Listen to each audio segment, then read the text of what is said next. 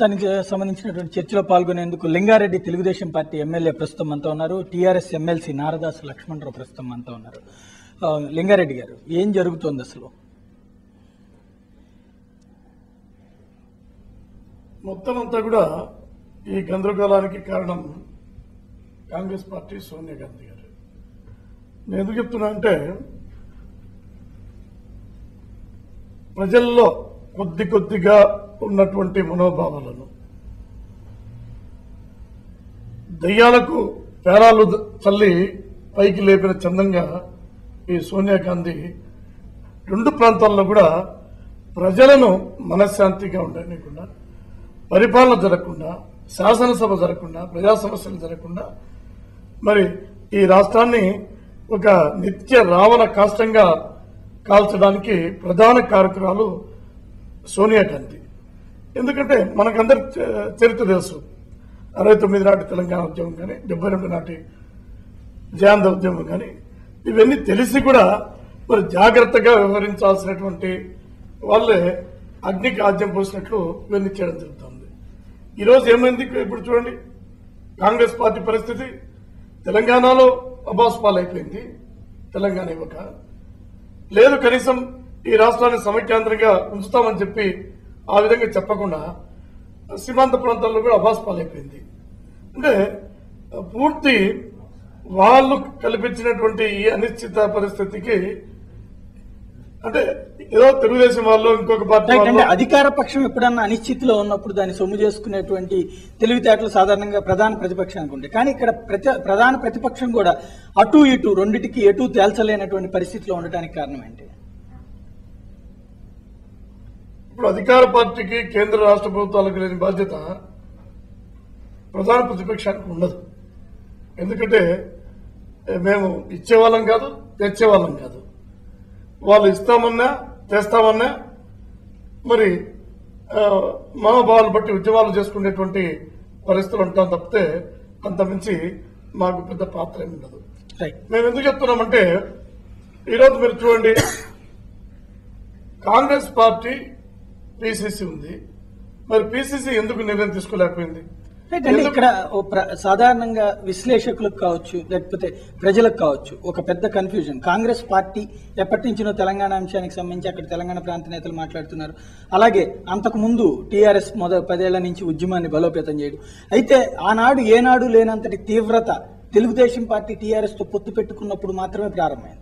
ఆ తరువాత అది పతాక స్థాయికి చేరింది. తెలుగుదేశమే కనుక ఆ రోజున తెలంగాణ రాష్ట్ర సమితితో పొత్తు పెట్టుకుని మేము సమైక్యాంధ్ర నినాదాన్ని పక్కన పెట్టి తెలంగాణ కోసం కట్టుబడి ఉన్నామని ప్రకటించకపోయి ఉంటే ఆ తరువాత ఇంతటి తీవ్ర పరిణామాలు వచ్చే కాదు.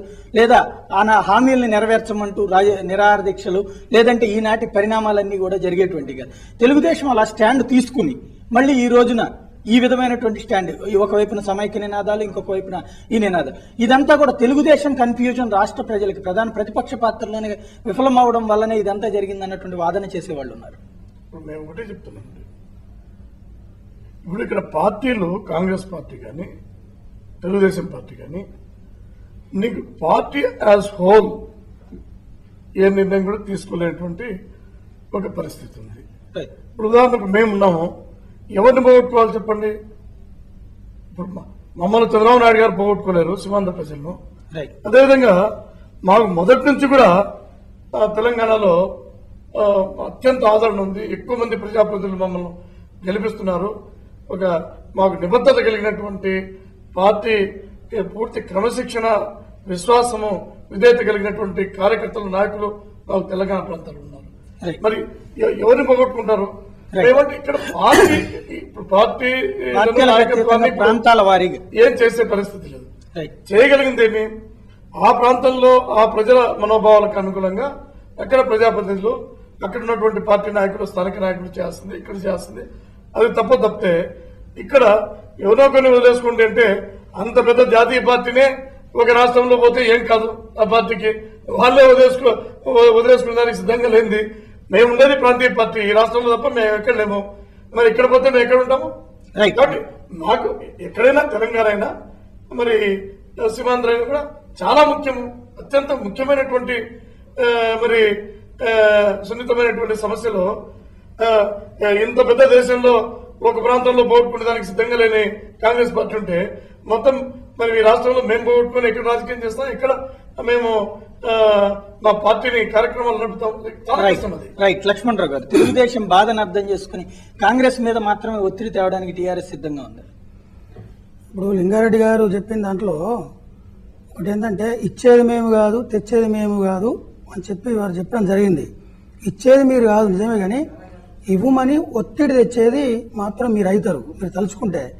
ఎందుకంటే ఇక్కడ ప్రధాన ప్రతిపక్ష హోదాలో తెలుగుదేశం పార్టీ ఉంది. 7వ తేదీ నాడు బిల్లు పెడితే మేము సపోర్ట్ చేస్తామని కూడా తెలుగుదేశం పార్టీ ప్రకటించింది.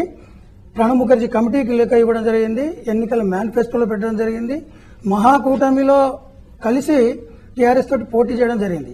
టీఆర్ఎస్ తోటి పోటీ చేయడం అంటేనే తెలంగాణ రాష్ట్రాన్ని ఆమోదించినట్టు, తెలంగాణ ఉద్యమాన్ని సమర్థించినట్టు, ప్రత్యేక రాష్ట్రంకు వాళ్ళు ఆమోదించిన కింద లెక్క.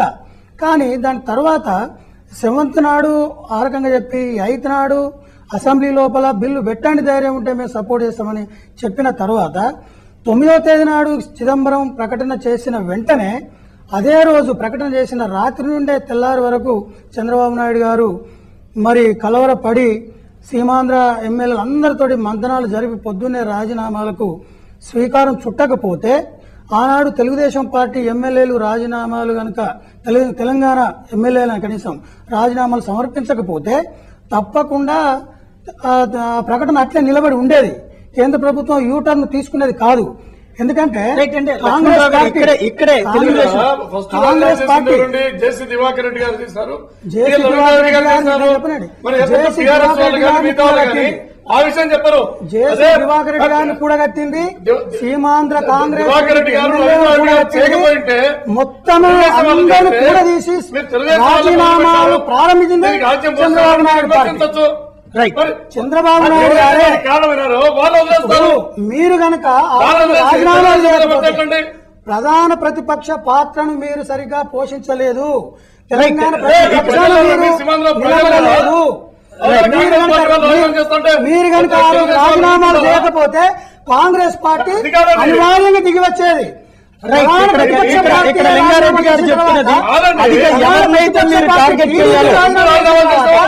అధికార పార్టీ దాన్ని ఆసరాగా తీసుకున్నది,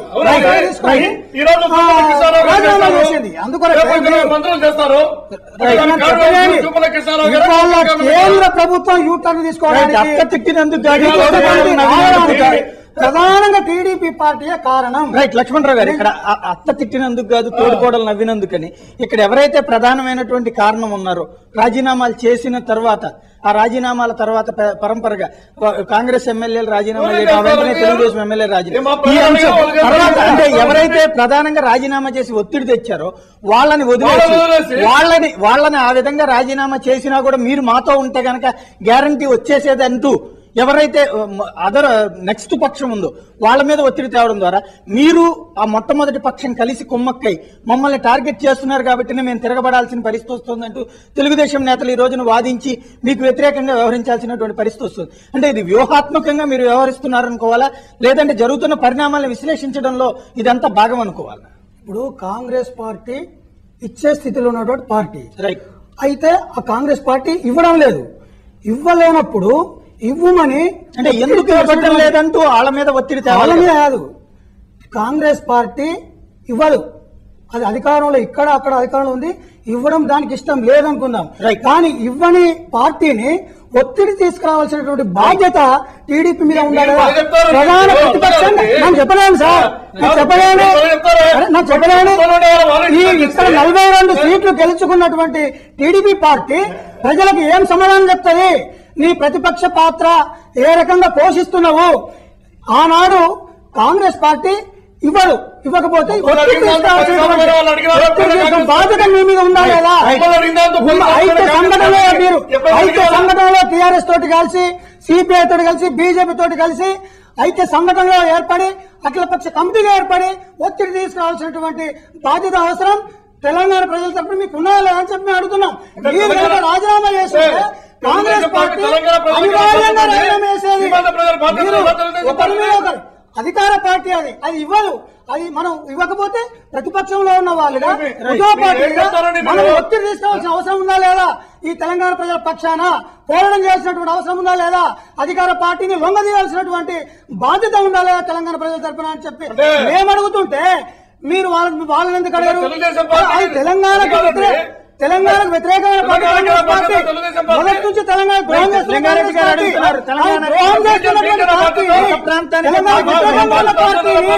లొంగదీయడానికి మీ బాధ్యత మీరు వహిస్తారా లేదా?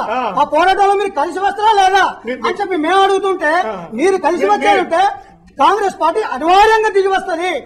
లేకుండా మాకు ఉనికి లేకుండా పోతుంది ఈ ప్రాంతంలో. టీడీపీ మొత్తం హైజాక్ చేస్తుంది తెలంగాణ మొత్తం అని చెప్పి వాళ్ళు దిగి వచ్చేటువంటి అవకాశం ఉంటుంది అని చెప్పి మేము అంటుంటే కలిసి మేమంటుంటే మమ్మల్ని టార్గెట్ చేస్తున్నారు అంటే మిమ్మల్ని టార్గెట్ చేస్తారు. ఎందుకంటే మీరు ప్రతిపక్షంలో ఉన్నారు, మీ బాధ్యత నిర్వర్తిస్తారని చెప్తున్నాం. అది కాదండి, తెలుగుదేశం పార్టీ తెలంగాణకైనా బాధ్యత అంటే సీమాంధ్ర ప్రజలకు బాధ్యత అవసరం లేదా? అంటే మీరేమంటున్నారంటే ఆంధ్ర ప్రజలు వాళ్ళ టీఆర్ఎస్ పార్టీ తెలంగాణలో సీమాంధ్ర లేదు, ఎక్కడ లేదు. అది వాళ్ళు ఏమైనా మాట్లాడతారు. బీజేపీ వాళ్ళకు దిక్కు దేశాలు లేదు, వాళ్ళు ఏమైనా మాట్లాడతారు. అంటే వాళ్ళతో పాటు తెలుగుదేశాన్ని మాట్లాడమంటారు మీరు? ప్రధాన ప్రతిపక్షం కాబట్టి మిమ్మల్ని కాంగ్రెస్ అన్నటువంటి ప్రధాన ప్రతిపక్షం అయితే తెలంగాణకి బాధ్యత అంటే సీమాంధ్రకు ప్రధాన ప్రతిపక్షానికి బాధ్యత లేదా? మరి సీమాంధ్ర ప్రజల మనోభావాలు ఆ పార్టీ గుర్తించాల్సిన అవసరం లేదా? అయినా మీరు ఎన్ని మా తెలుగుదేశం పార్టీ శాసనసభ్యులు ఎంత ఎక్కువ స్థాయికి పోయి వాళ్ళు ఎన్ని ఉద్యమాల్లో పాల్గొన్నా ఎన్ని చేసినా కూడా చంద్రబాబు నాయుడు గారు ఒక మాట అనలేదు.